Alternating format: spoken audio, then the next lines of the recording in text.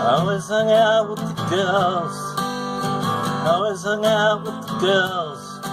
Always hung out with the girls. The girls, they accepted me.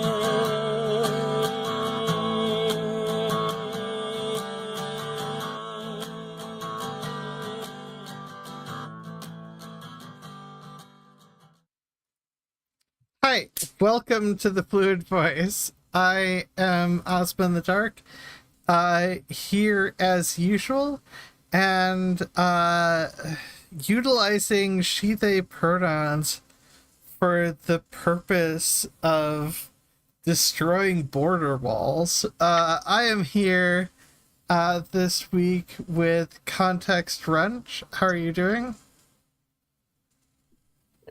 I'm here, but decaffeinated, so everybody watch out and play nice. I use most of the pronouns just for the hell of it, because whatever. Okay, and we are here with our guest tonight, Erin. How are you doing today? Madam hacks a lot, apparently. Not too bad, other than I got a residual cough from a upper respiratory infection. And she, her pronouns, and what's up, Isaiah? Isaiah? Let me know which pronunciation that is, and I will use that. And Star Trek Next Generation, awesome. I like Babylon 5 too, just so you know. But she, her pronouns, and I'm doing pretty good. Well, that's good. For today, we have come to the most drastic of topics. And it's not just because it's on my mind. It is just because it's on my mind. Immigration, Texas and the United States, or whatever.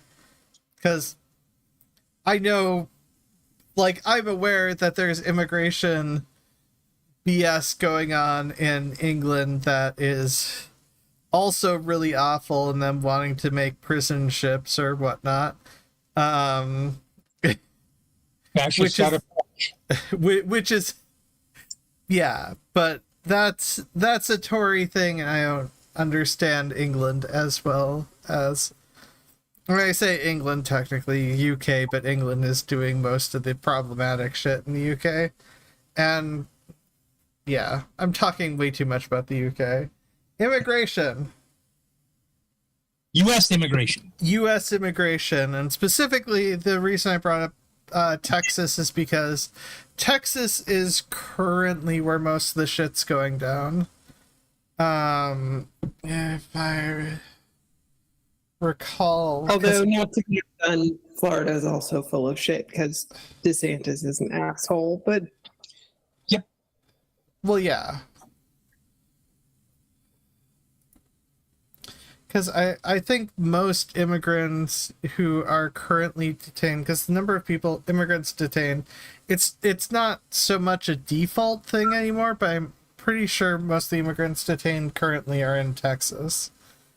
It dropped for, early on in Biden's administration, it dropped from like 50K to like 10,000, and then it's gone back up to 50K. Like, slowly over the course of things. I believe that was at least I think that's the case according to the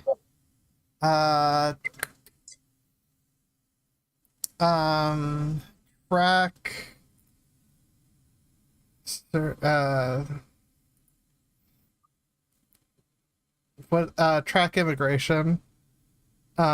Which when I'm looking up information, it seems to be relatively up to 25K. But, I know that's immediately spreading misinformation accidentally.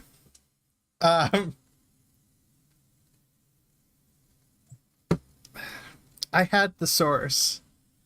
I have been talking with Never Again Action, so it's part of the reason why immigration is on my mind. I know HB 20 got shot down in Texas, but HB 7 is going to go through, and a lot of HB7's, or a lot of the bad stuff from HB20, or some of the bad stuff from HB20. Not, I can't remember exactly how much got tacked on to HB7. I think I'm remembering them right. The bills. But I guess we should start with, what are you guys' opinions on immigration in general? Well, let's start there. You want to start, or you want me to? Go ahead, Erin. Okay. Go ahead, Erin. Sorry. Well, first of all, anybody who watches my show knows I'm a mouthy bitch, and I don't do civil discourse. Okay, so and letting you know ahead of time. I think most of the problems with it is caused by racist systemic policies in the United States. I think that there is, for example, as a couple of my favorite comedians have noted, there's all sorts of stuff about, protecting the border and everything between the United States and Mexico. What about between the United States and Canada?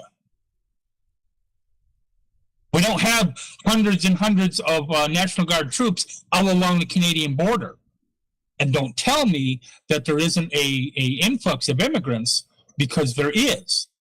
And quote unquote illegal immigrants, and that's something that I wouldn't mind getting into at some point. The definition of that term, because that's a bullshit term. But anyway, so in general, I think a lot of the negative, a lot of the harmful stuff is caused by systemic racism and classism in this country, and a lot of people, a lot of liberals claim that, because I'm not a liberal. A lot of liberals claim that, it wasn't bad until Trump came along. Okay, our country has never been like this. This is not America. Bullshit. This has been America for 250 years. Okay, it's just that now, because white people are being affected by some of the other policies, not immigration specifically, but some of the other policies, that suddenly it's a bad thing. So, you want to talk about immigration and or any other, anything that negatively impacts a marginalized community. Why don't you talk to Black people? Why don't you talk to Latinos? Why don't you talk to Asian Americans and see what their history has been like the last 250 years? But we can't do that, because that might be CRT. Ends my rant. Okay, what about you, Context Trench?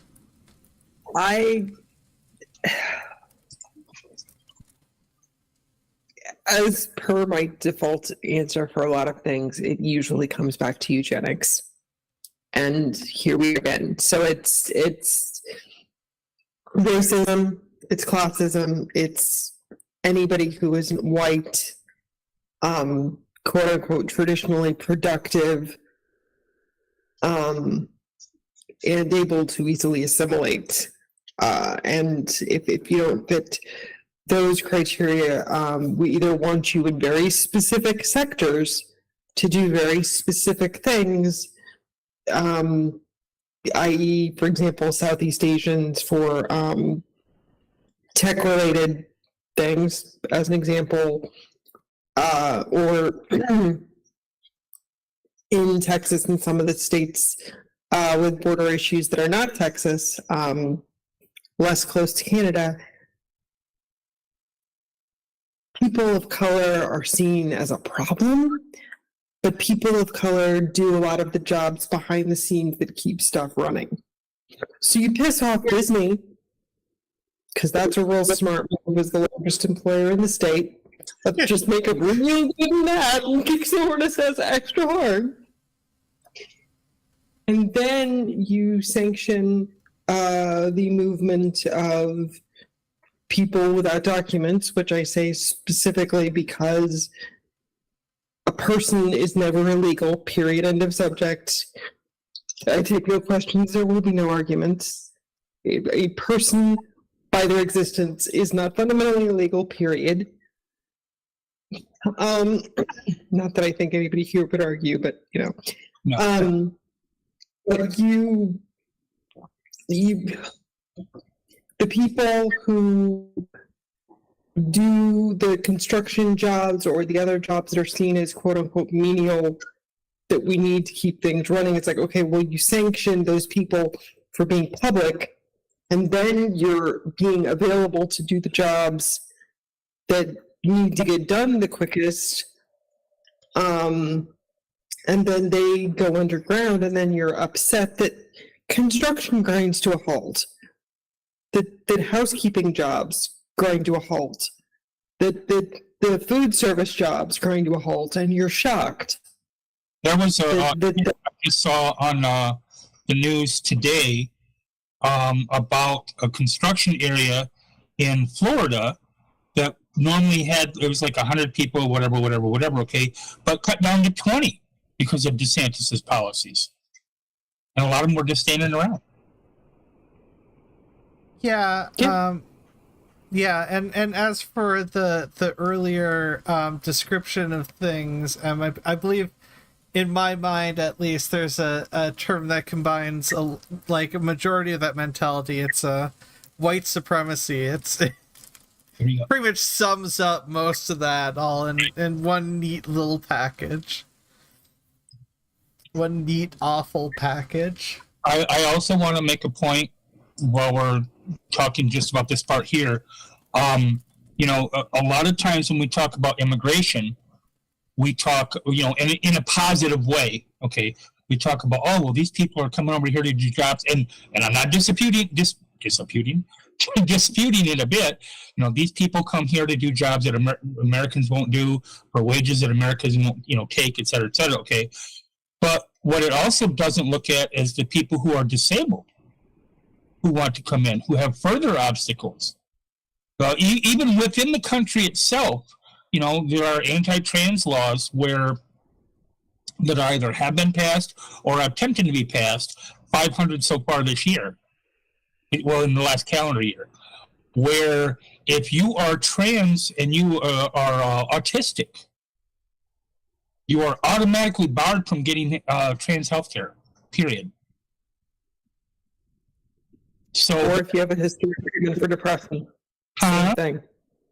If you have a history of being treated for depression, you're also barred from gender affirming care. So that's super great.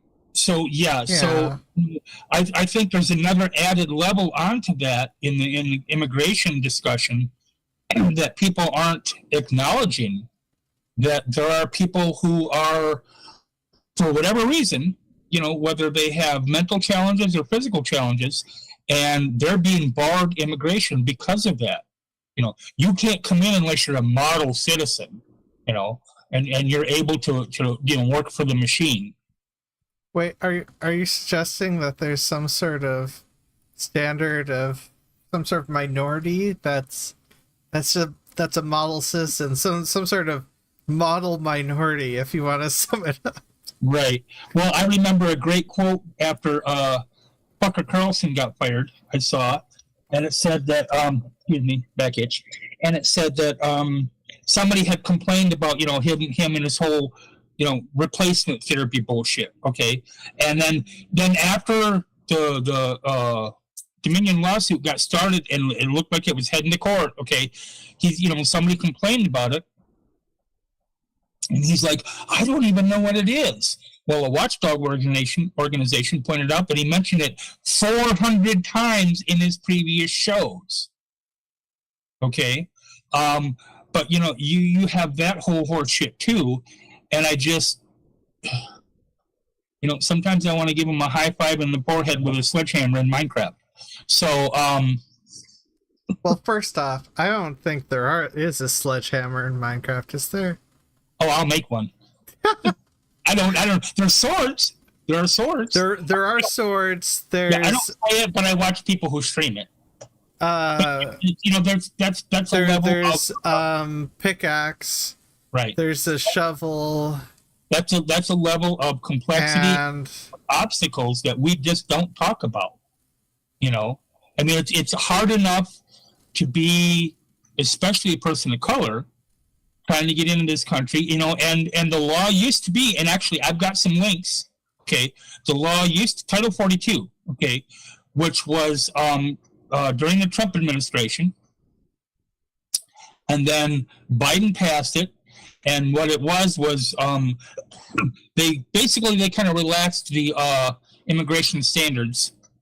No, excuse me, I take that back. Okay, Trump increased the difficulty of the immigration standards. Okay, with Title 42, and then after the pandemic was over. That's another whole nother topic. But anyway, after the pandemic was over, Biden got Title 8 passed, and that relaxed some of the standards.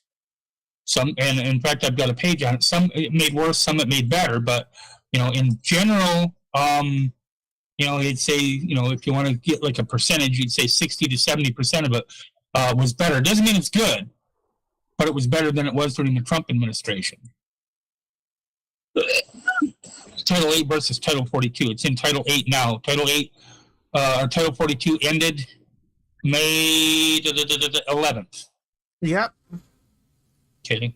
And although, I forget if did those policies that Biden want go into place immediately, or are they running through Congress, or how's that process working? I'm looking at it here now, and it says this was printed, or this was published, I should say, whatever, May 12th. Okay, this is from Click on Detroit, a local news station, and it says U.S. is putting new restrictions into place. But see, here's the thing. Okay, it has always been generally that you can cross the border and you're picked up or whatever and apply for asylum. You don't have to apply for asylum prior. Now you have to apply prior, at least if you're doing it quote unquote legally. You have to apply prior before you can cross the border. Okay, so they did get the expedited removal policy that is in effect currently. Right. And okay. then also I have words about that, but that's okay. And speaking of expedited real quick before you go to that, because when I was looking this up, that particular term was used and there was a link and I went to that link, and so this works for airports, this works for passports, this works for everything else. You can go apply for a passport if you're a citizen, and it takes 3 to 8 months or whatever, something like that. Okay, or you can do expedited and get it in like 1 to 2 months. Okay, and here's the thing that I think, my opinion of that whole process is, it is the exact same thing as when somebody goes to another country and an American says, oh, well, that country has X laws, but if you pay a little bribe, you can get stuff done a lot faster. It's the same fucking thing. All you're doing is you're paying a bribe to the American government, and so what it does is it allows people who are wealthier to bypass a lot of the system that's for the quote-unquote normal people. So anyway. Yes. So my words about the fact, because it's expedited removal, so effectively immediately individuals who attempt to enter the United States without permission, do not have a legal basis to remain, and can't be expelled pursuant to Title 42 will be increasingly subject to expedited removal to their country of origin and subject to a 5-year ban and re-entry. So if you're escaping a country to the United States, if you're escaping some sort of negative country related stuff, or people are trying to escape oppression and go to the United States, they will send you back to the country that you were trying to escape to go to the United States for, to either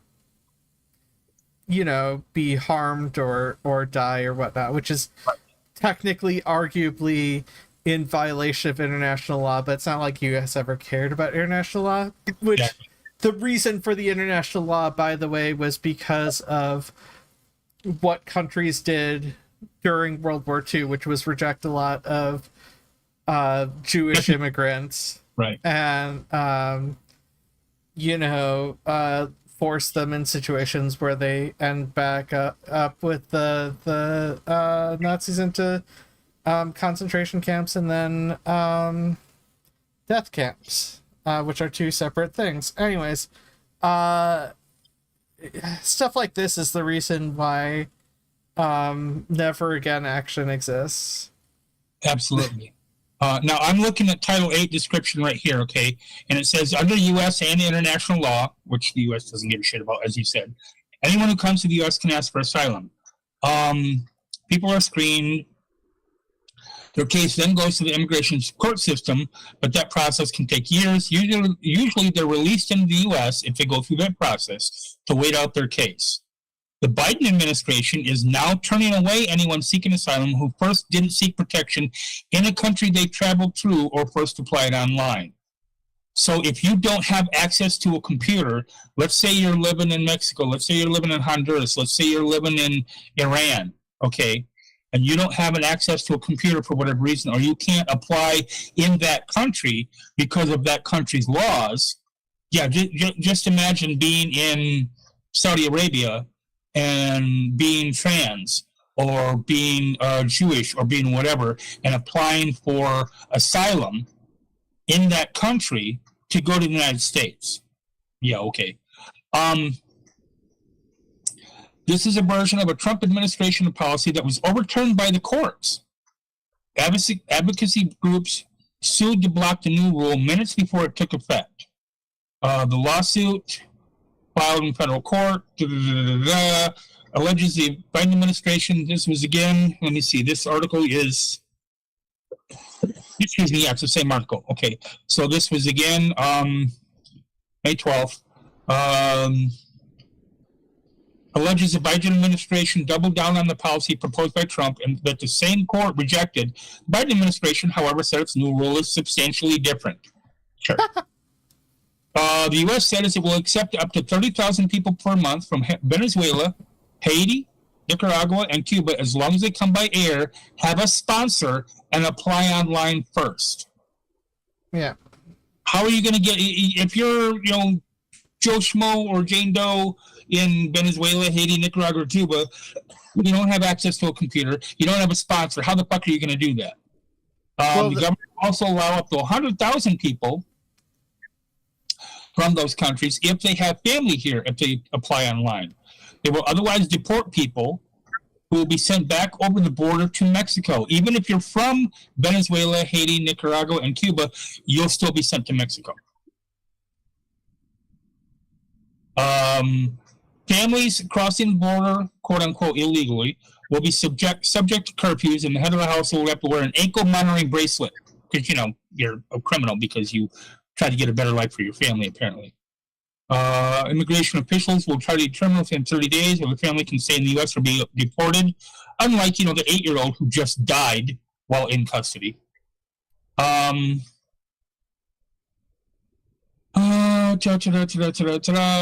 Whatever. Border Patrol stations are meant to house migrants temporarily and don't have the capacity to hold them. Some are already too crowded. One was supposed to be a maximum of 600 people, and it had 3,000. Yeah. So. And of course, nobody being held in detention can receive any reproductive health care whatsoever because who needs that? I still don't know if they really cracked down on the hysterectomies going on in detention centers. That's different. That's not reproductive care. That's it's eugenics. Yeah, preemptive eugenics. Right. Which is also a problem. What I was referring to was people who are pregnant and making the attempt to migrate and needing care because for some pregnancy is dangerous under the best of circumstances. And I don't know, but walking thousands of miles is not conducive to the best of circumstances. No. So there's that. And not to go too far off into a tangent, but it's quasi-related. So yeah, there is a big call and response. One of the big disability protest lines is rather go to jail than die in a nursing home, because literally, in the good old U.S. of A., if you are a prisoner held by the state for committing a crime, you have more rights to your bodily autonomy than a person who's been committed to nursing home care. And prisoners get treated like absolute dog shit, and prison reform absolutely should happen for a variety of reasons. That sounds about But right. the reality, people that have committed no crime other than existing have objectively less rights. There's no phone call, there's no outside access to anything. You're just going by the luck and hoping that the people who happen to be in the facility that you are legally not allowed out of don't have it out for you, or haven't had a shitty day this week. And on the other side of that issue, as a healthcare worker, I did it for almost 20 years. Okay, I've reported people to the state before. I've seen where they have the so-called patient's bill of rights. Yeah, whatever. It's even more of a laugh. Yeah, it's more of a laugh than the quote-unquote Bill of Rights in the Constitution. It's only a Bill of Rights when they decide it's their right. Okay. I mean, technically, there's a right to refuse medication. There's a right to refuse this, that, and whatever. Okay, but it's almost never enforced unless that person is like their own. What do you call it? Has their own power of attorney, has their own guardian, et cetera, and it's just there because maybe they're in rehab or, whatever, okay? But if they have a guardian in any way, shape, or form, nursing homes don't give a. And I worked in 3 nursing homes over that time frame, okay? One, I don't now, but at the time when I first started working there, I considered it a good nursing home. This was I worked there 1990 to 2001 and a half, something like that, okay, in the summer. And it started out, it was a good nursing home. I was of the opinion at the time that if I had to put my mom or my dad in a nursing home, I would have put them in there. The staff cared about the people, the administration cared about the staff, and then they switched it all around over the next 5 or 6 years, and it went downhill, and it got shittier and shittier and shittier, and finally I put my application in at the local hospital. I worked there for 4 years as an ER tech. Because I couldn't stand working at the nursing home anymore. I directly saw people abusing residents, heard people abusing residents as I would walk by the room, reported them initially to, the DON or whoever. Okay, we'll take care of it. Nothing was ever fucking done. Reported to the state, nothing was ever done. So much for the quote-unquote Bill of Rights. Okay, that being said, it sounds like we need to move to Texas immigration bullshit. True. Okay. Just doing no need to apologize. We got off topic a bit. I just want to bring things back and dear God, Texas, why? I mean, I know I briefly brought up the HP7 thing. I know the Texas, I don't know why I'm blanking on the Texas governor. Abbott. Oh, yeah, Greg Abbott. Yeah, I know Greg Abbott wanted the power to, deputize whoever he wants to into the special Lone Star bullshit program that he's got going on. Which that's not a great way to end up with more Nazis in programs. You remember because you got to single out which shooting, okay? But you remember the shooting on Friday of the family. I think they were from Haiti. Can't remember. Honduras. Okay. And it shot and killed 5 people, I believe, in the family. Yep, killed 5 people. And so, first of all, that happened on Friday. Okay, he didn't respond in any way, shape, or form until Saturday morning. You know what the first tweet he made was? Picture of his dog. And in the tweet about the shooting, he said, and this is a direct quote, "I've announced a $50,000 reward for info on the criminal who killed 5 illegal immigrants Friday." Because, that's pertinent, apparently. Well, I mean, this is coming from a guy who is, when setting up Lone Star, basically was saying things similar to the 2019 El Paso shooter manifesto. So, about immigrants invading our country type, white national, very, very white nationalist thing. That's not even that's like mask off stuff. Ask indigenous people about, immigrants. Anyway. Yeah. The part of the point that I was trying to make was not to be distracting. It was more that eugenics is eugenics, and we have to take care of each other as best we can. Because if you get trapped or you get caught up in the idea of, oh, it's just those people who aren't like me this week or next week or whatever, for whatever set of reasons, whether it's gender related, whether it's disability related, whether it's ethnicity related,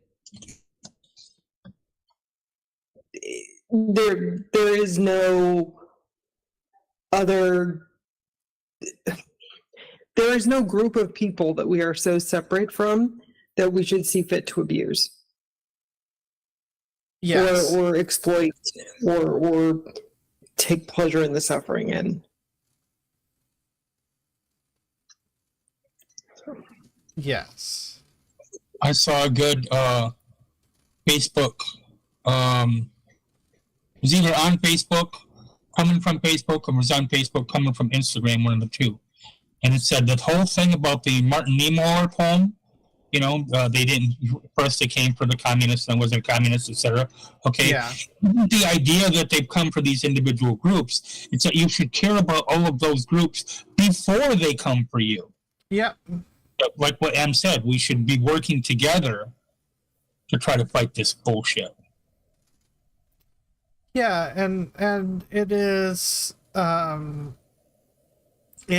a very discriminatory setup that they have or whatnot. And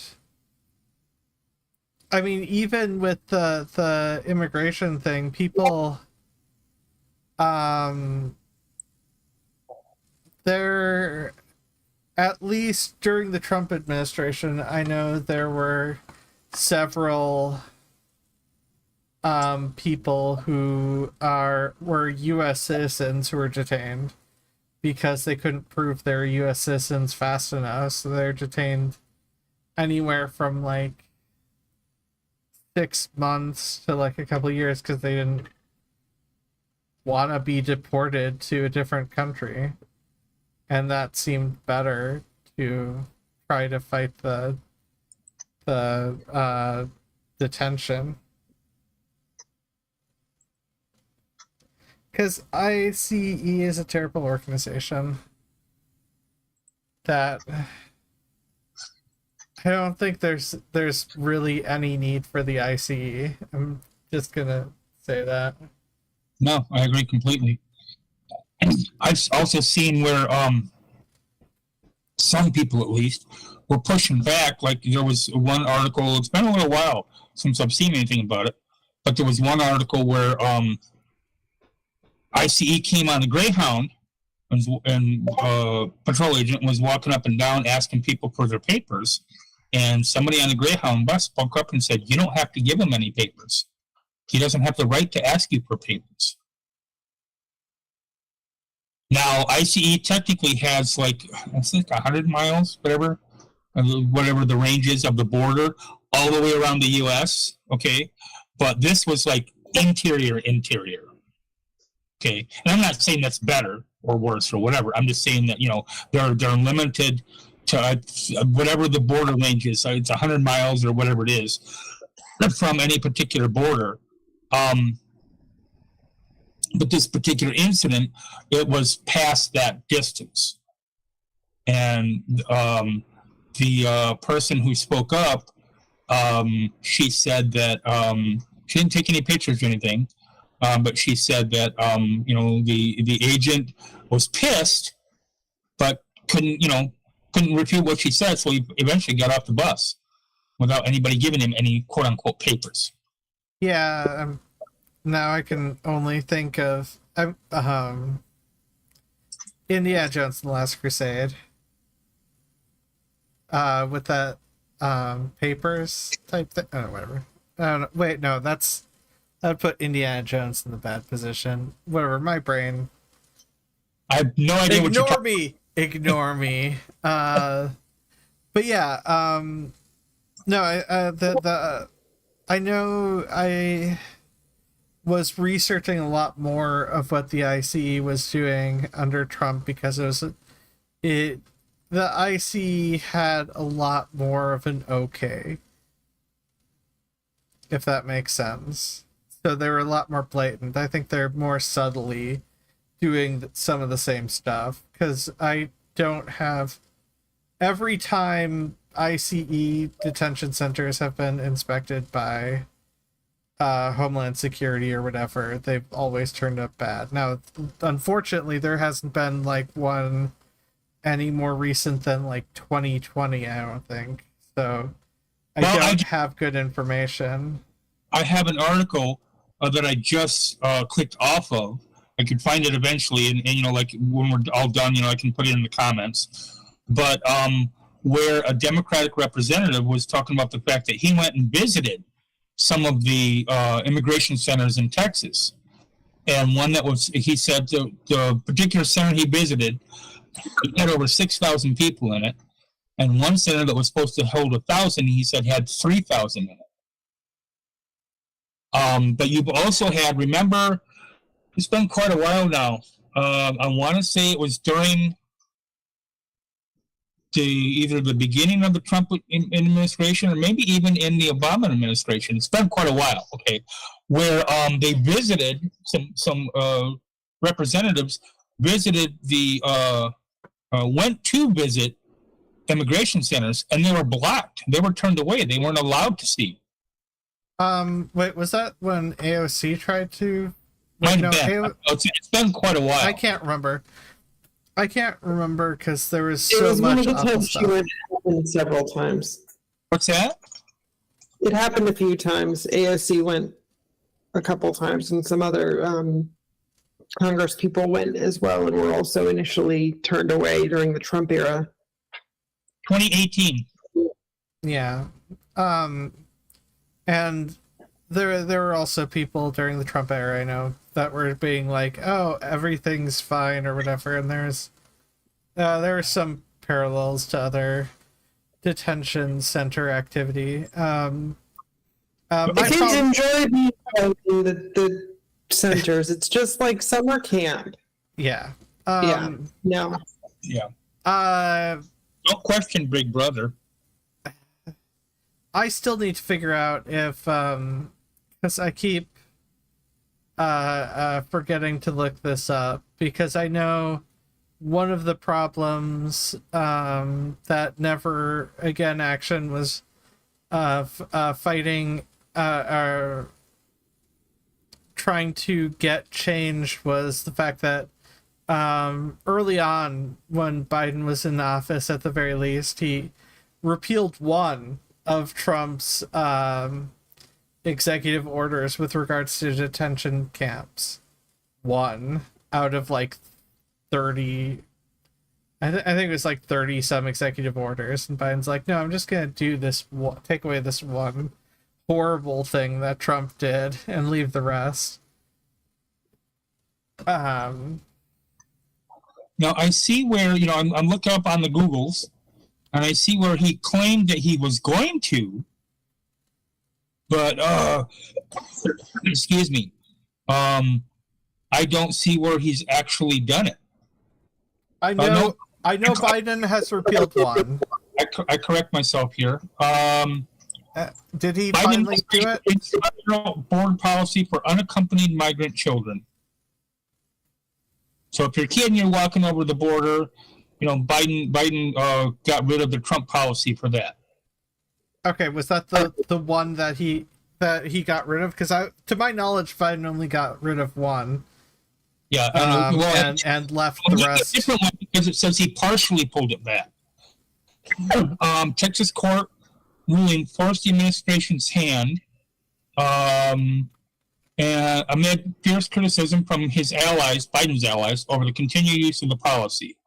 The Centers for the Disease Control. This was when was this? March of 22. Okay, so March of last year. Okay. Centers for Disease Control terminated the public health order Title 42 as it relates to unaccompanied migrant children. So the Biden administration already had exempted minors arriving without their parents, but a court ruling told the administration they had to restart the expulsion, and so Biden stopped that.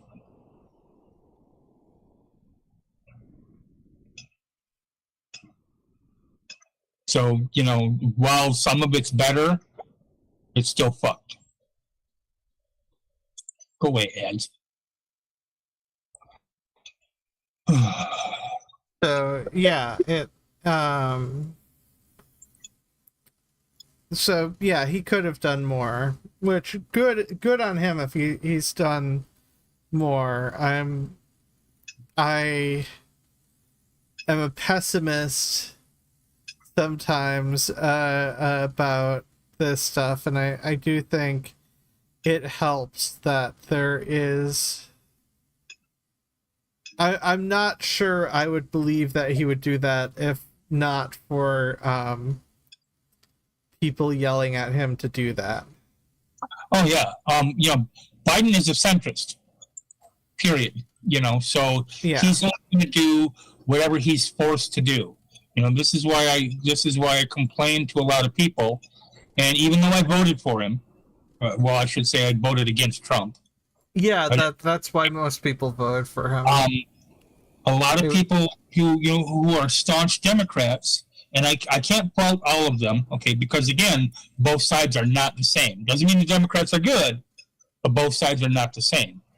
And a lot of people, prior to the election, I kept saying, you tell me vote blue no matter who, and we see all these Kirsten Sinema, Kim Davis, although Kim Davis wasn't on the national stage, but etc.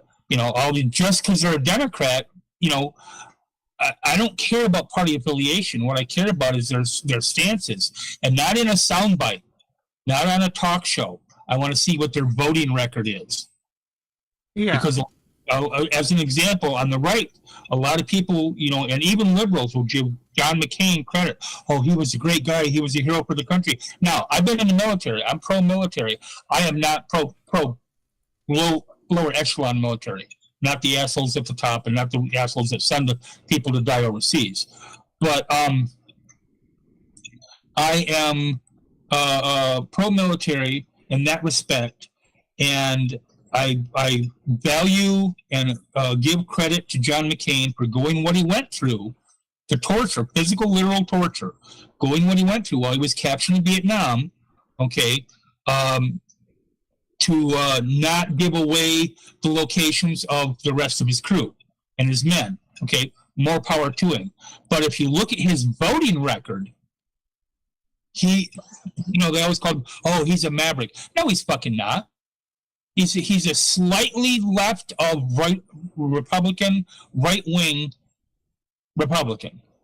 He's not a maverick. He's not a centrist in any way, shape, or form. You look at his actual voting record, and so that's what I do. Is I look at voting records. I don't look at sound bites. Well, I mean, yeah, he did one good, like he did vote against torture once or whatnot. Right.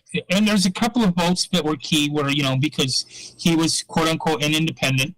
And there were a couple of votes where it was key that he voted, and he voted, fortunately, against the GOP in those particular cases. But probably 85% of votes were right down party line of Republicans.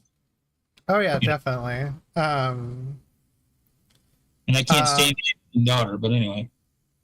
But yeah, do you know who my dad is? But yeah, also, If you can I have just to ask, I don't care. Huh? If you have to ask if I know who your dad is, I don't give any fucks. can Yeah, that's her whole shtick. can I don't know. Well, I assume actually everyone here will agree with me on this. No. Fuck CBP1. The fucking app that they want all immigrant people to have to immigrant, or at the very least all people going through Mexico or whatnot. They want them all to have an app to gamble on whether or not they're allowed in or whatever, which I mean that one, Amnesty International says it violates the right to seek asylum. Yes.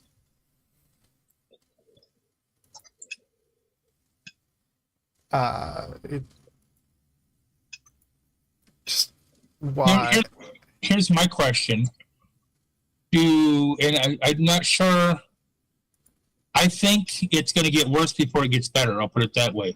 But what do you think is going to happen in the next 2 years with immigration policies?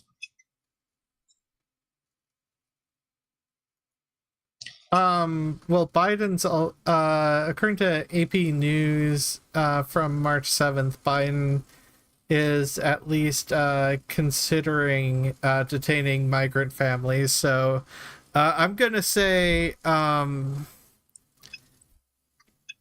back to it's gonna get worse before it gets better, unless there's enough public pushback. I think with enough public pushback against these policies, there's a chance. But at the same time, I understand the ease at which it is to feel overwhelmed by the number of problematic stuff going on, like the just various policies. I mean, first off, the Republican Party as is going full genocide on anyone in basically anyone in the LGBTQIA plus community, but more so obviously if you're gay, lesbian, or trans or whatnot, or more specifically if you do drag and or you're trans, because there isn't a distinction, are the people they're going after the hardest. Although obviously people, same gendered couples or whatnot, or the mention of gender is also being gone after. I mean, okay, not the mention of gender, but given how much some of these people go after basic English, no, I mean, I agree with you, because look at the fucking bullshit laws they're passing in Florida. Em, what do you think? Em, you're muted. Yeah, I was trying to look something up really quick to reference. I think because the computer ate my links, kind of like the dog ate my homework. Yeah, I think it's going to get really ugly even quicker than the next 2 years, if for no other reason than the whole issue with the debt ceiling in the next couple of months, and getting the budget approved properly is going to be a problem for immigrants and all minorities, because the Republicans have a thing for, what the rest of us would call essential services, little small stuff like healthcare, resources and infrastructure as being, luxuries. So I'm really concerned as to how that's going to play out for basically anybody who's part of an at-risk community. So immigrants or immigrants are going to be thrown under the bus even more for a lot coming up real soon. And then, and I got into a thing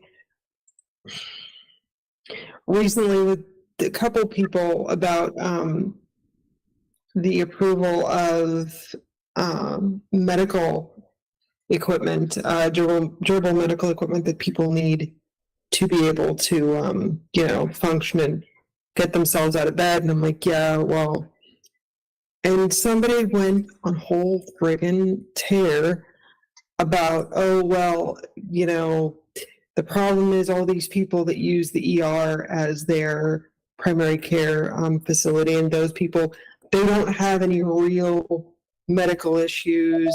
They could work or whatever if they really wanted to, and they just use the ER as a free clinic because it's free to them and whatever. Like, okay, the system that you're talking about, that's a problem. However, the actual functional fraud that is grinding stuff to a halt is not taking place there.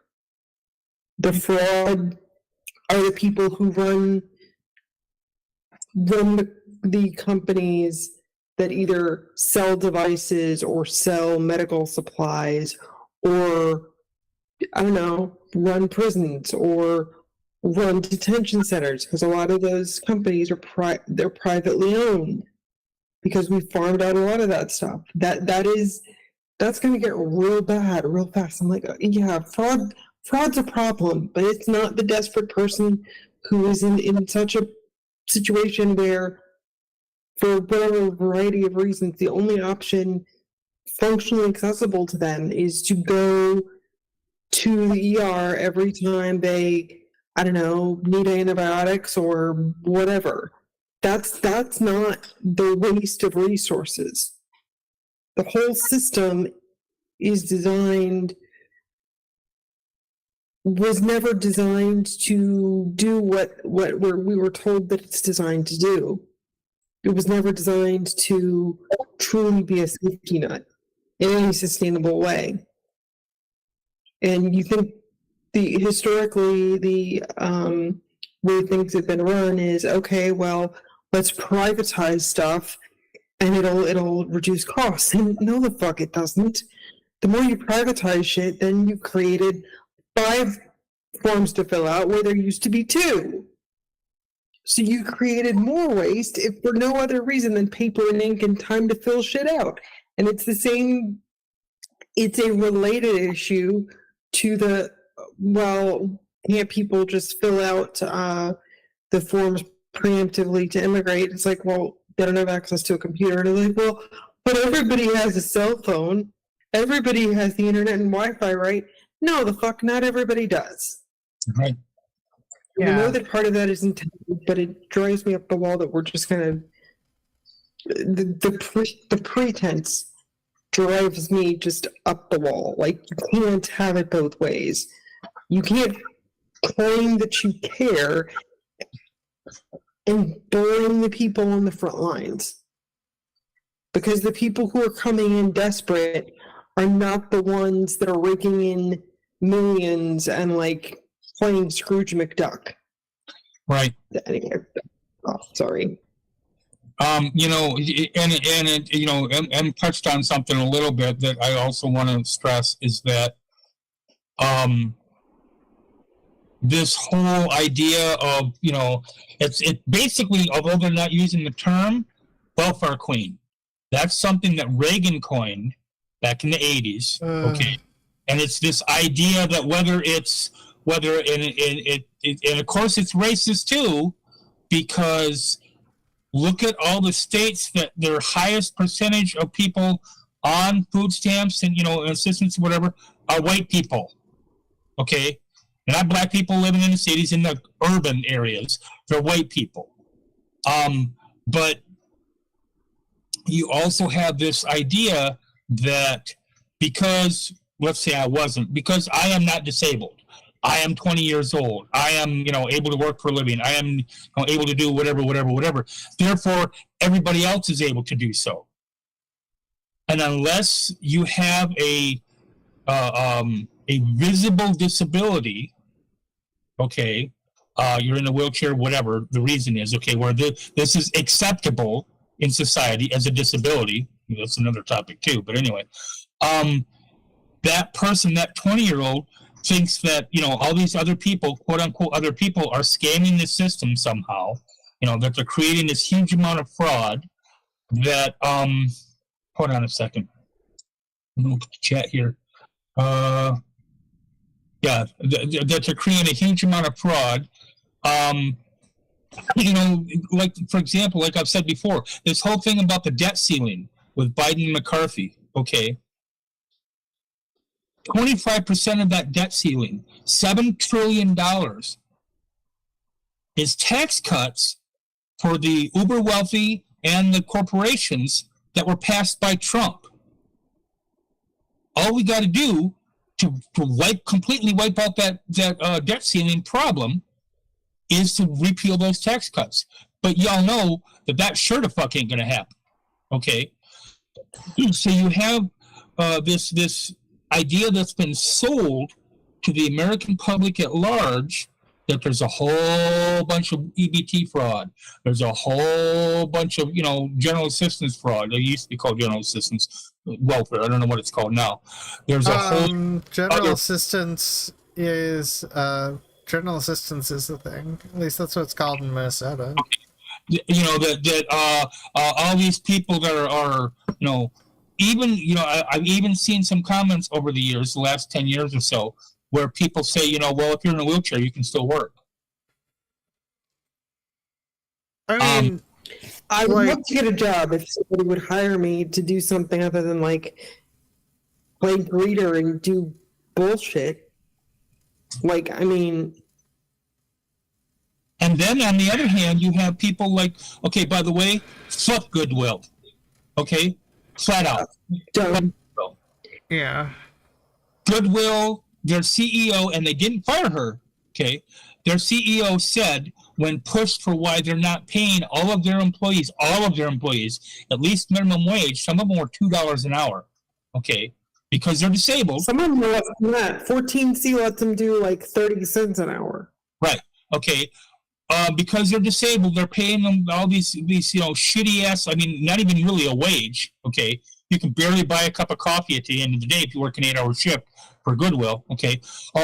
And she literally said, this isn't the exact word for word, but it's damn close. She literally said, that's okay because they want to work. They like to work.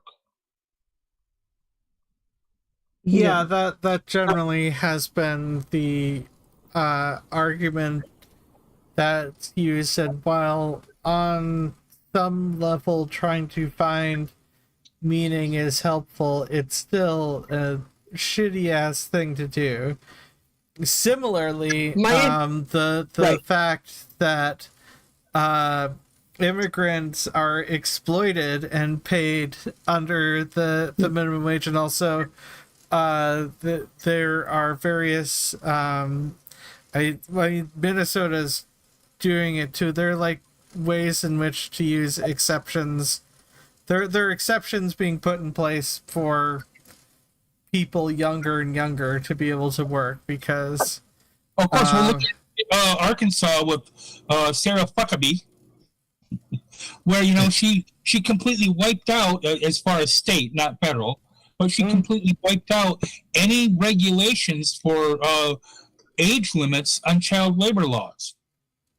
So as far as the state's concerned, if you're 12 and in Kentucky, you can work. however many hours, your employer, wants you to work, whatever. Yeah. Or you can get Go ahead, Em. Yeah, go ahead, Em. you can get married too at 12 in way too many states. Ugh. There was literally a senator and two senators who were arguing about this, and one said, the GOP senator said to the Democratic one, "Do you know anybody who's 12 years old and married?" And he said, "No, I don't." He said, "I do, and they're still married." That doesn't fucking make it right, asshole. No, that's Jesus. several layers of creepy still. That makes it worse. That sir is the definition of grooming, not drag show, so fuck off. And I don't care if it's a fucking 12-year-old and a 12-year-old. Yeah, it's still a fucked up thing. It makes it worse, like Em said, it makes it worse if it's, which isn't uncommon for those types of marriages, a 24-year-old and a 12-year-old, okay, as long as the parents think it's okay, as long as the parents sign off on it and a judge signs off on it, in those states, which I think there's 7, that have no age limit whatsoever for marriage. In those states, as long as the parents and a judge sign off on it, you're under 18. So you're 17 years old, okay, and you get married. You can get married with your parents' permission, but you can't drive a car, or you can't sign a contract. You can't go into the military, Yeah. And you definitely can't drink beer. Unlike the was it Texas congressman who was rabidly anti LGBTQ and always talked about grooming and blah blah blah and whatever, and he's in his 40s, I believe, and got a 19-year-old staffer drunk and had sex with her on more than one occasion. And people try to defend it like it's consensual. No, the fuck it's not. She's 19 years old, okay. You and on the same token, you got people who are claiming not just Herschel Walker, although he did it famously or infamously, but you got people complaining from the GOP that they should raise the voting age to 21 or even fucking 26 because people aren't formed yet and they don't have all the world knowledge yet. No, all you're fucking pissed off about is that a bunch of 18 to 21 year olds or whatever, okay, 18 and on, okay, got out and voted against you and you lost elections. That's why you want to change the laws. Yeah. Which congressperson? Lauren Boebert. Lauren Boebert. Oh, Lauren Boebert was groomed? Oh, no. Yeah. Well, yeah. Actually, yes, she was, because her husband, she was 16 when she met her husband. Okay, and he was, I don't know how much older he is. Okay. He's also the one who exposed his genitals to her and 2 other minors in a bowling alley. Repeatedly, as Em said. She just filed for divorce papers, or filed divorce papers, I should say, after going around the country prattling, to different churches and whatever about how to keep your man and, how to stay in God's eyes and blah, blah, whatever. Fuck off, bitch. Well, I mean, they don't care about... They care about the emotional reaction. They don't care about facts. So it like almost... I mean, it matters what they say, but like it's not like it doesn't matter to them or their general base or whatever, because it doesn't matter until it's happening to them. She was perfectly fine with the fact that he had not only his record with her, he is on record repeatedly exposing himself and committing acts with other underage people before, during, and after the time they dated and were married. And that was perfectly acceptable until she decided she had enough and she decided she wanted a divorce. But for the years that they were married, it was perfectly acceptable. And domestic violence on both sides. Domestic violence charges against her. Yeah. I mean... That sounds about right. But, it's okay as long as they do it. I mean, it doesn't count if it's her, right? Because, which I'm being totally sarcastic and I hate if everything. it was her, very clearly it was. Wait, what's the awful stuff that Bobert said? Um, they're our show. I almost instinctively went to the Marjorie Taylor Greene thing because white conservatives are all blending together in my head to some degree. She said a bunch of stuff, and that could go into its own separate show. But although we are past the hour mark, so there is more of an okay. To try and go back a little bit, the idea of exploitation, and how the bullshit of the Protestant work ethic bullshit of like, oh well, if you work hard enough, if you grind hard enough, if you like basically force yourself in your body to suffer hard enough, you will earn your reward of time. Either you will find your reward in this life or the next. Right. So sell your kids, let them do whatever, or if you are physically disabled for whatever sort of reason, and I'm logistics of being disabled and trying to actually find gainful employment is also a different show that I won't go into today. Yeah. But the whole idea of there is such an ingrained idea of you should work and the value of idealized performance of being human and being a physical specimen, and anything that deviates from that is expendable. So if you're an immigrant or a person of color, you're perfectly acceptable as long as you're doing the jobs that quote unquote nobody wants but everybody needs, and you stay far enough out of sight, and we can pay you whatever we want to pay you because we're paying you under the table. And like in the Greyhound example, we're banking on the fact that you probably don't know your rights anyway.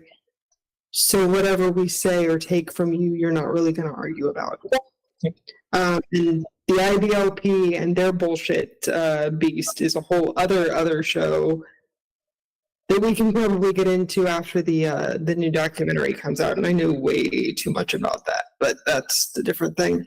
But there's and with a lot of those families, just for a second, there's a very big trade of underground international adoption, especially in fundamentalist households, specifically as a means to supply domestic labor. So you adopt, quote unquote, children, as in like between 5 and 10, and you adopt them, but you bring them here and they're keeping your household. So you don't have to pay them because they're your children. They're your ward. They're under your care. But your purpose of procuring them was not to include them in your family in an emotional sense whatsoever. Your specific intent was to use them to extract labor in a way that no one would really watch. So basically slaves. So basically white people largely Human white people. trafficking. What? Oh yeah. Human trafficking, not precisely slavery, but there's basically slavery. I mean, like, same reason the being a prisoner, you're basically functionally a slave. If you're and I don't know how many under the Trump administration, I don't know how many immigrant children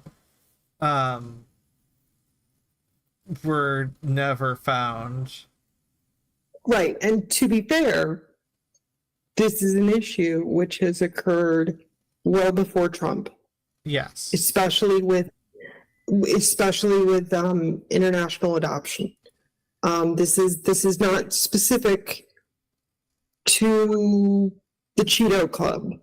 This is not unique to a specific era. This is an old issue. But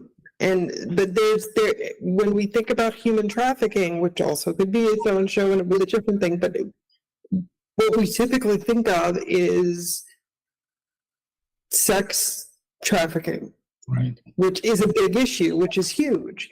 But what doesn't get talked about are the forced domestic servitude that occurs, that begins at least, especially with minors, who don't have anyone, don't have frequently functional access to the language even. And, you know, they come in under the table in various ways. They're trotted out for homeschool church family photos on Sunday. And nobody sees them ever any other days of the week. But they have a pretty dress on Sunday, just like everybody else, and we'll just ignore the fact that they're the ones who probably sewed the goddamn dress in the first place. 545 kids Yeah. lost. Well, yeah, human trafficked, likely. Well, some of them human Used in trafficked, and some of them yes. are, they just don't have the identification for and are just in a separate camp from the rest of the family. What's that? What? Oh, No, these are kids that were lost, period. Nobody knows where they are. There were Yeah. over 1,000 that were quote unquote lost to begin with, and they found about enough. And gotcha. Yeah. Okay, gotcha. so far, over 500 have just not been found, period. Yeah, okay. Then those are the ones that have been human trafficked, likely. I assume, given all the issues. So, I guess, if you're, I'm just going to mention, there are, well, I'm going to give a couple of links. So, I know this relates to people getting, a bunch of immigrants getting run over, but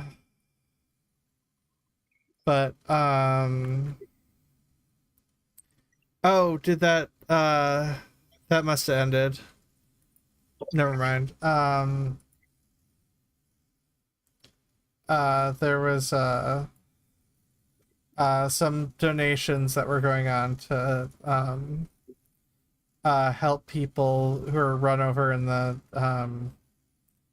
so last week or a couple weeks ago, the immigrants who were run over by someone, possibly intentionally, possibly not. Last I checked, I can't remember. Last I checked, the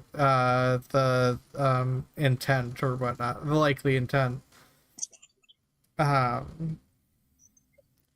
yeah,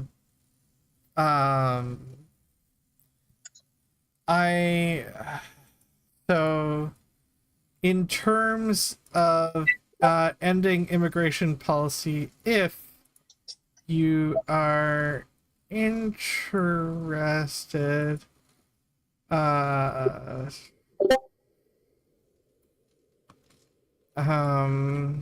obviously never again action, and I'm biased. What, like a bunch of Jewish people having a problem with camps where a bunch of people are concentrated into, who happen to be migrants.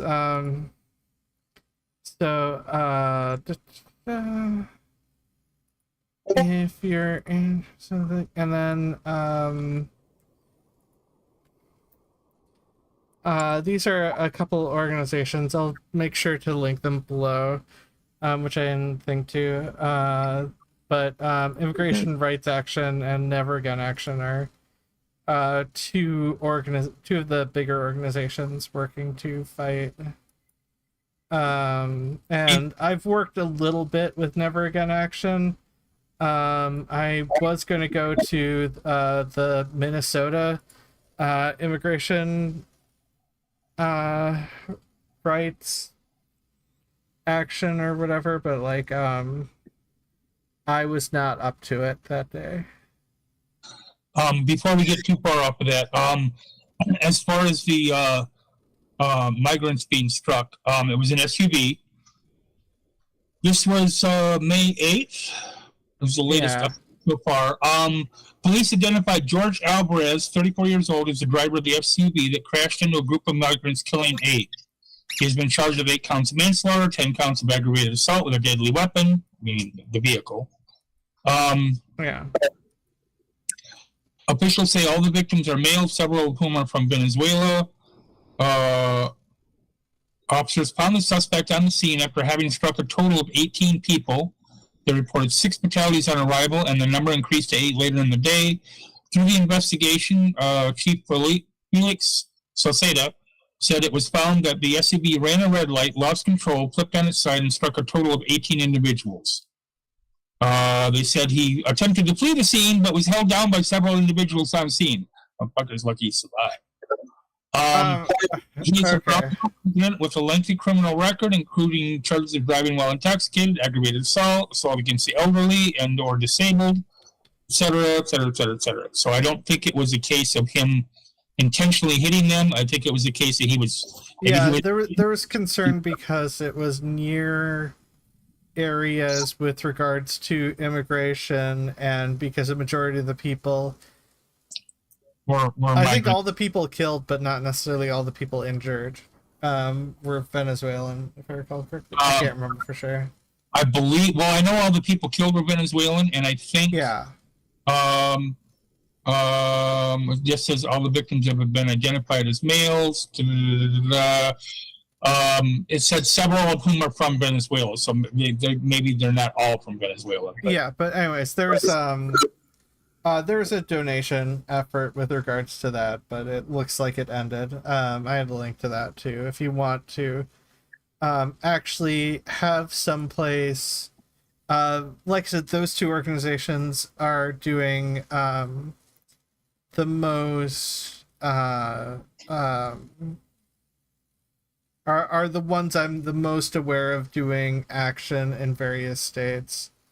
I know Never Again Action is focusing more on Texas. Okay. Because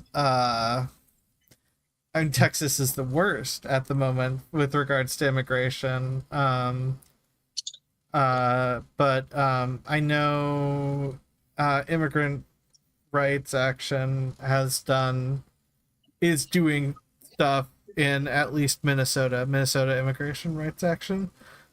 I don't know necessarily if it's a state-by-state thing, but if you're interested in places you can go and actually do a little, if you want to, even if it's just to feel like you did something, it's those are options. Yeah, those are organizations that it would be worth that would be worth checking out if you want to. I didn't pick this topic because it's been on my mind. What? Huh? I didn't talk with people in Never Again Action who broke down some of the stuff, and I immediately forgot half of it. I don't know. I just It's still an important conversation to have. And just to clarify something you said earlier, I don't think you're looking at trying to end immigration as much as trying to end the bad policies that are being implemented in abusive and shitty well, I mean, ways. I think immigration should be. I personally think immigration should be fine. There shouldn't be like laws against people immigrating here. Like most of those laws, the excuse they use is, "Oh, there'll be criminals that immigrate." Yeah, those people will have broken laws, and then if they're if they immigrated over and they broke laws, there's an art and they did like massive criminal action or something. I'm not talking about petty laws, because the majority of people who are put in camps or whatnot are people who either committed no crimes or petty crimes, like shoplifting or whatever. I don't think people should be deported for shoplifting. That's just poverty. Like if we're talking about like major drug offenses, you have an argument for you have an argument for deportation, but even then, if we had a rehabilitative prison, it would probably be in the best interest in general for I don't think we're ever going to have a rehabilitative person. I can't even talk. Rehabilitative prison, because I don't think such a thing, at least definitely currently, and maybe for quite a while, I don't think such a thing could exist. Currently, well, I think it. I mean, if we're obviously things have the capability of existing, but I don't think under our current administrations, I don't think you could get that passed through. I think there are actions that you would need to take beforehand to get that end result. But I mean, that's ultimately what a lot of this stuff is. You to try to never again action, at the very least, is very much for moving things forward, to because we live in one world. We as Billy Bragg mentions in the International, we have but one world which to live, or whatever. Like, right. Borders don't stop overall problems. Like, do we want to make stuff? We can either fight to make stuff better for everyone who happens to be in this country, or and subsequently, ideally, the world as well. But like, we can either do that, or we can go with nationalistic thinking, where the true Americans are the only ones that matter, type thing. Which that oftentimes, the true American type argument has been used by the KKK and other right white nationalist type groups because it's easy. I think it's going to be really hard to do that, because you have I can't pull out an exact number, obviously, but you have a large portion of this country, okay, who is ignorant of a lot of the factors involved in any particular situation, whether it's immigration or climate change or whatever, okay, and so they don't want to, because it doesn't affect them. They don't want to look further in depth, so they rely on their leaders, whether it be a particular news, I want to say news, particular TV channel, or a particular political party, or religious leadership, or whatever.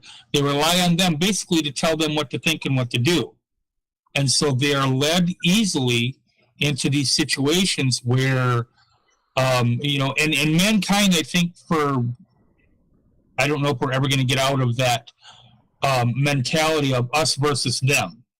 I think that has a lot to do with the genetic makeup of humankind, not any particular ethnicity, but just humankind in general, everybody, to a greater or lesser degree. Because I think you see it whether it's in a church, or whether it's in a political party, or whether it's in a rock climbing club, or whatever it is, where you have a group of people who have commonality, common interests, et cetera, okay?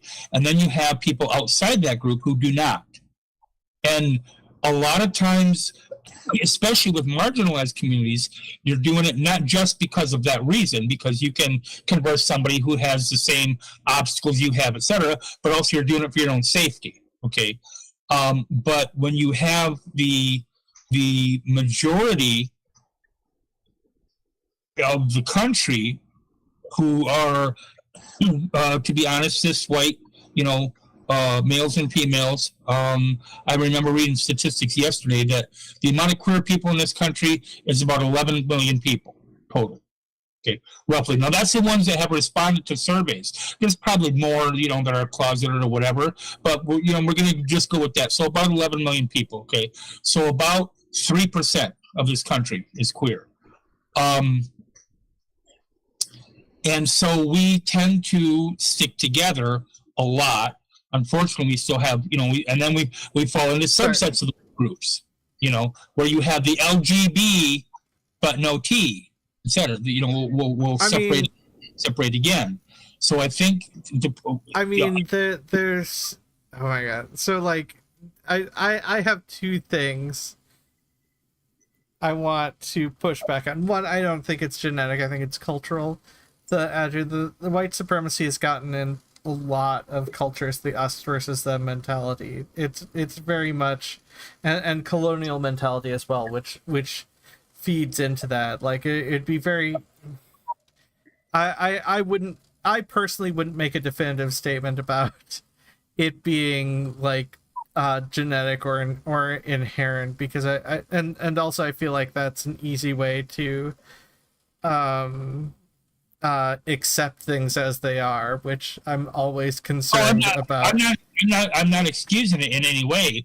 What I'm saying is I think, and I guess that kind of gets back to the nature versus nurture thing. I agree with you completely about that it is, a lot of it, I don't think all of it, but a lot of it has to do with culture. But where did that culture originate from?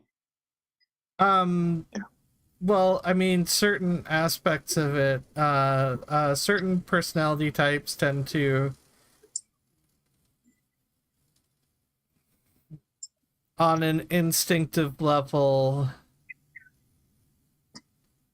get benefits, not care about the consequences with regards to their benefits, and aspects of that have kind of enveloped a lot of aspects of culture. So I would think that it's a subset of one natural thing, but a natural thing that doesn't necessarily apply to the majority of the population. It just, because of the general conditioning that the white supremacist conditioning that we've had, it's hard to immediately escape that.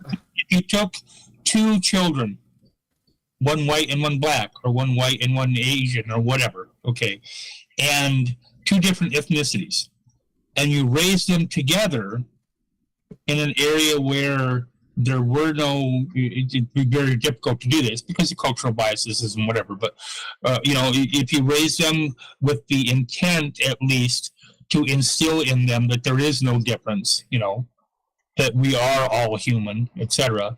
I agree with you. I guess I would have to agree with you that it is cultural, because that's that's no.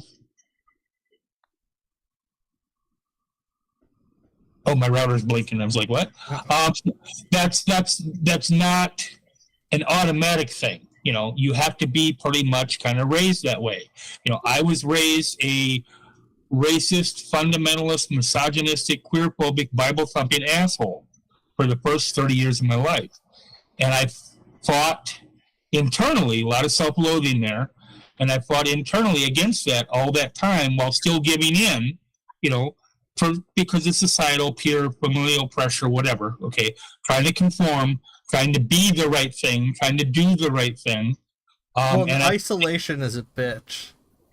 Right, and and you get raised in a cult like that, and it's very hard to break out of it. And I finally was able to start breaking out of it. It took me a long time, but I finally was able, and I still have a lot of work to do on myself and whatever, but I was finally able to break out of it. But I think, I actually, I guess I would have to retract my previous statement. I think that it is cultural, and I think that cultural in the sense that it's also formed by, like what you said, individuals who are more concerned for their own gratification and their own power, and so then kind of spread that through the culture, and over not like over 5 years or over 10 years, over 1,000 years, over 5,000 years, And so I think that's you see very, very few cultures in the world that don't have that power structure in some way, shape, or form. And white supremacy has been everywhere and can help modify a lot of cultures as well. The other thing I was going to say is a lot more people identify as queer nowadays. It's like more like 10-15% nowadays. Well, this was a survey we just done like the end of last year. For people in Gen Z. It included anybody who responded, but again, they didn't include every single person in America. You know what I'm saying? So it's kind of like it's really rough sometimes to do that. There's the Gallup one that says 20%, but that's from 2021. Yeah, I wish Americans. No, that's a Gallup poll. Okay, but no, I'm just saying I wish it was that high a percentage. But it might actually be. It could be. I also think that a lot of people who could have responded didn't. A lot of people who responded thought, well, I better conform and say that I'm not, et cetera, et cetera.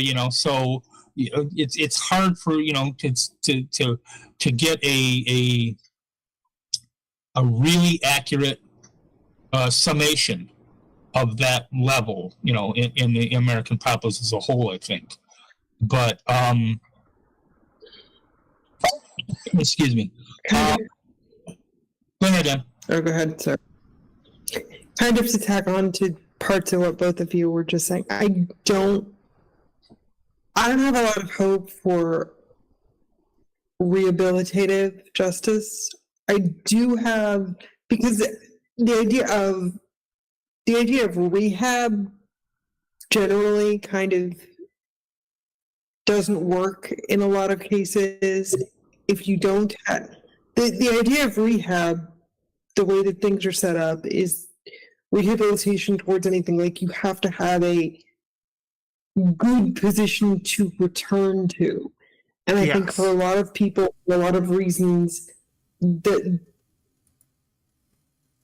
their default settings are just not conducive to what is considered socially or civilly appropriate. I don't think that's going to be a very useful tool. I do have some amount of hope for a more restorative approach to justice, but that requires a whole different level of buy-in, I think. Like, you have to have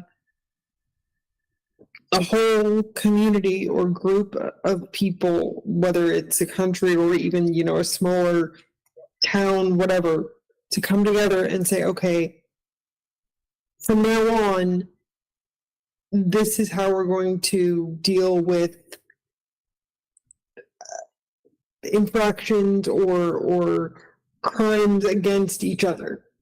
And whoever commits whatever we decide the most dangerous or appropriate actions to address, this is objectively how we're going to do it. And it's not going to be isolation, and it's not going to be segregation, and it's not going to be chain gang kind of thing. It's going to be whatever else, however we decide, you make amends to not only the individual that harm has been done to, but the greater community, and move forward from there, which is a very different mindset. Because if an individual is individually harmed, injured by something, the individual does deserve individual reparations, for lack of a better word. But the community itself also needs to heal to some degree too. And I think until we look at both sides of that, instead of being stuck in this freaking retributive cycle that we're in now, it's, well, this, I mean, it almost makes the whole Hammurabi thing seem downright logical in comparison to what we're doing now. It's like, oh, well, you stole a candy bar, and you could, if you look the wrong way or you're from the wrong place, you can be put in jail for 20 years. Like, what? It makes no sense, and as a bonus, it's completely non-functional. I just checked. So But it doesn't have to be, but this is where we are. And over privatization of everything has driven everything even further off a cliff. So, I mean, until we shift a whole bunch of paradigms, like, I don't know how we're really going to progress. It's not just vote the current people out of office. It's how do we change the systems we can change enough so that they actually do reduce harm? Because that's not the goal at all. I just checked the recidivism rate in the U.S. is roughly 44% for criminals within the first year of them getting out of prison, and within 5 years it's 70%. Yeah. Shit, I didn't realize it was that high.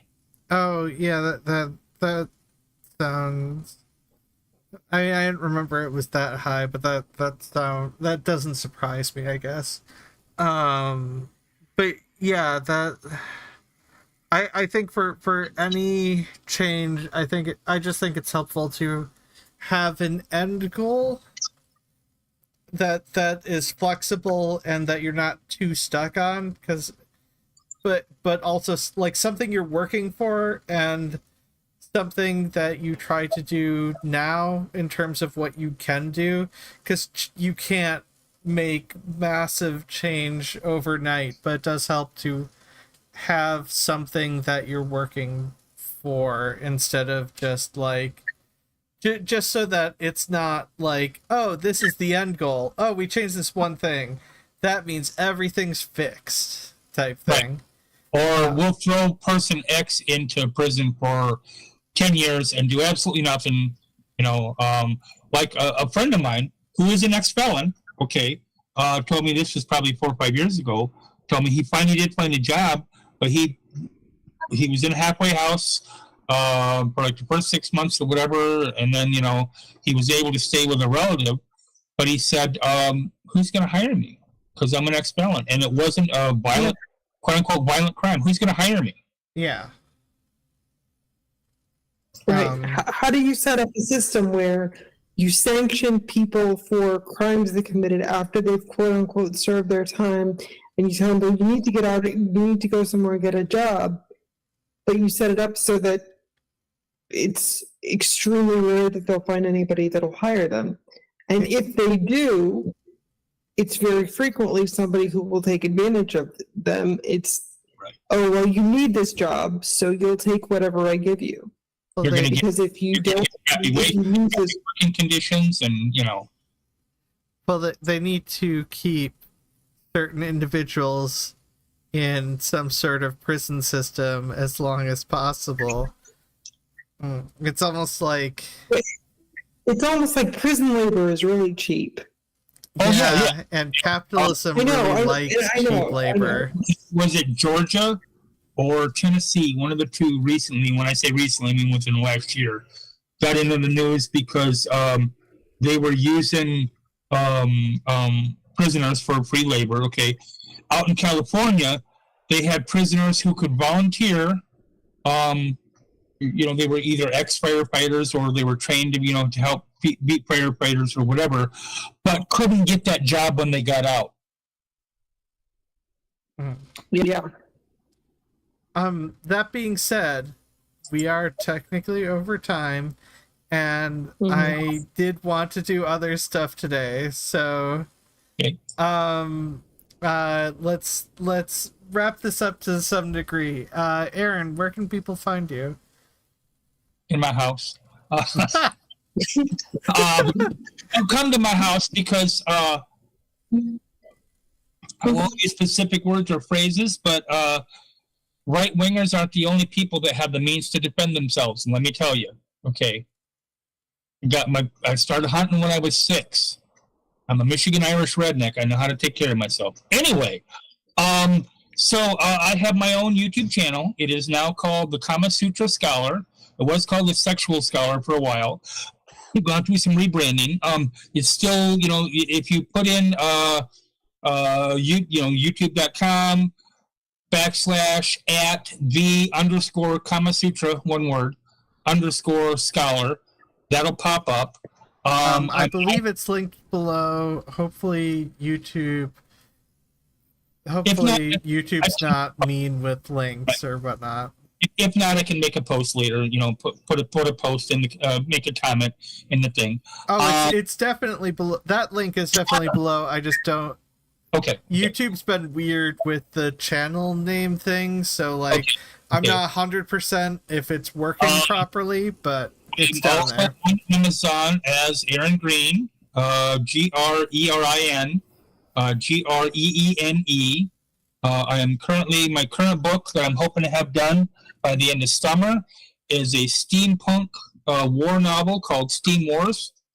Airships and, phlogiston and, lots of gears, etc. There is a love story where there's a wedding which may or may not happen. There's assassinations, there's a spy, there's betrayal, intrigue, all kinds of stuff going on. If you take steampunk and mix it with the level of intrigue of Dune, that's what I'm aiming for. Okay, so it's going to take me a while to get this done. Okay. I also have books and stuff online. When I do my links or whatever in the comments, I have a T-shirt shop and I have a which is Sell My Tees. I have a store at Redbubble where you can buy stickers and stuff. I would have done the T-shirts at Redbubble, but they're a lot more expensive for the customer at Redbubble, and I get less profit than if I drop the price at Sell My Tees and get more profit. So you buy a shirt for a cheaper price, and I still get a good profit out of it. And my email, Erin Green, GREENE at Gmail, eringreenauthor@gmail.com. If you want to do anything for PayPal, get me a cup of coffee or whatever. Yes, that's it. And I'll do my best to pin the links below. When you post the comment, I'll pin that just to try to make sure you can get seen. I think you can only pin one comment, can't you? Yeah, but like everything else, I'm probably going to put in the description. Yeah. So what I'll do is in Facebook Messenger, I'll just send you all the information and stuff, and then you can just. That'd be a lot easier. Okay. Context Wrench, where can people find you or whatever? I'm here. I'm there. I'm in places. I can be found or summoned if you ask nicely. And if you don't, I'll probably just ignore you. I heard that in some places, if Context Wrench is spoken in the mirror 3 times, she'll appear. Not my place. And then it's good to have goals. What's that, Em? Yeah. It's good to have goals. Oh yeah. And if you can think you can summon me in a mirror, okay. And then before you get to yours, Oz, of course, only the older people are going to know what the hell I'm talking about. But when you said, in some places or whatever, my first thought was savoir-faire is everywhere. It's an old cartoon. Look it up. So, okay.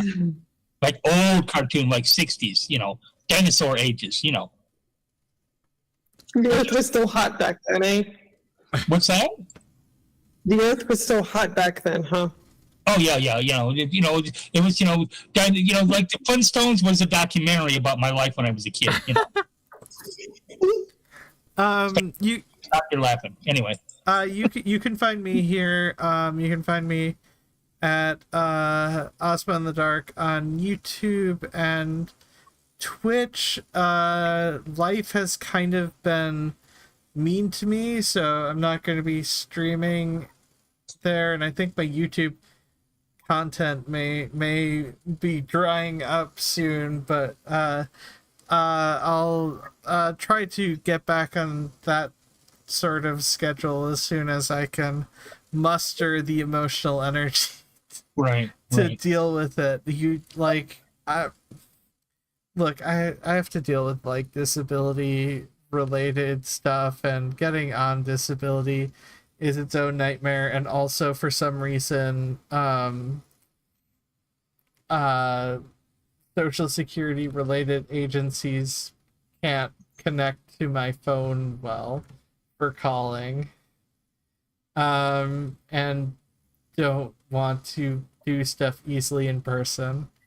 That's been my past few weeks, and bleeding events every like couple times a week. It's just not been a good time. But The last point for me, I just wanted to say, because I didn't mention times or anything, I do my Kama Sutra Scour show once a week, 2 o'clock Eastern Standard Time, 2 o'clock in the afternoon. let me be specific. Eastern Standard Time on Saturdays. And then I'm trying to set up a time, probably I'm going to guess 6 o'clock maybe, on Saturday evenings for my movie channel on the movie Discord. That's free. Anybody can come in and watch it. It'll be in the links and whatever. Okay. The next movie I'm going to do, I think I already did Willy. No, I didn't do Willy Wonka and the Chocolate Factory. So I think I'm going to do that one this week. Plus, I always do like a couple cartoons first. So yeah. And next week, I believe, don't quote me on this if for whatever reason things fall through. I believe Beast Nation should be on here, and it's going to be some aspect of relating to wrestling. We're working that out still, but like, and by working that out still, I mean I sent a bunch of messages and then got overwhelmed. you're Asking a lot of people at the same time. But anyways, you're having a cage match over it.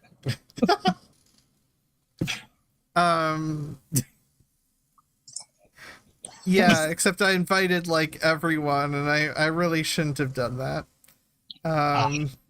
No, yeah, so Excuse me. everyone, your Voice like Voice- you. I was just about to say that. Your voice matters, your life matters, and you matter. Have a wonderful week, everyone. Peace out. Bye now. Bye. Hasta la vista, baby.